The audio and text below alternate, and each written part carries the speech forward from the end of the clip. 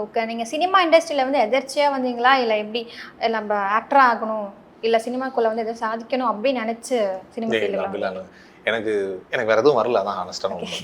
இல்லை நான் ஹானஸ்டாக சொல்கிறேன், எனக்கு உண்மையிலேயே வேற எதுவும் வரல. நடிக்கிறது பெரிய விஷயம் தானே சார், அது எல்லாருக்கும் வரணும்ல.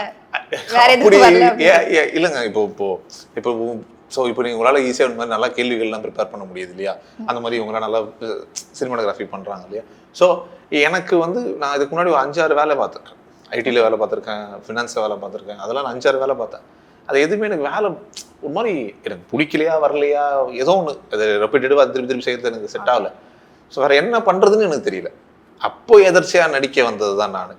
அதுவும் ஃபஸ்ட்டில் நான் வந்து நான் ஹானஸ்டாக ஆங்கராக தான் வந்தேன். நான் ஆங்கராக இருந்தேன். நான் ஒரு ஆல்மோஸ்ட் 150 ஷோஸ் கிட்ட பண்ணியிருப்பேன். தமிழே ஒரு 3-4 சேனல் பண்ணியிருக்கேன். அதான் 10 years பேக். ஸோ ஆனால் அதுவும் ஒரு பாயிண்ட்ல ரிப்பீட்டேட்டிவாக ஆக ஆரம்பிச்சுது. ஏன்னா நான் பண்ணிட்டு இருந்ததுலாம் கேம் ஷோஸு அந்த மாதிரி. ஸோ அதுவும் ஒரு பாயிண்ட் ரிப்பீட்டேட்டிவாக ஆக ஆரம்பிச்சது. சரி, அதுலேருந்து அடுத்ததாக என்ன பண்ணலாம்னு யோசிச்சுட்டு இருக்கும்போது எதாச்சும் ஒரு ஷார்ட் ஃபிலிம் நடிக்க வாய்ப்பு கிடச்சி அது ரொம்ப பிடிச்சி போய் அப்படி தான் நான் சினிமாக்குள்ளே வந்தேன்.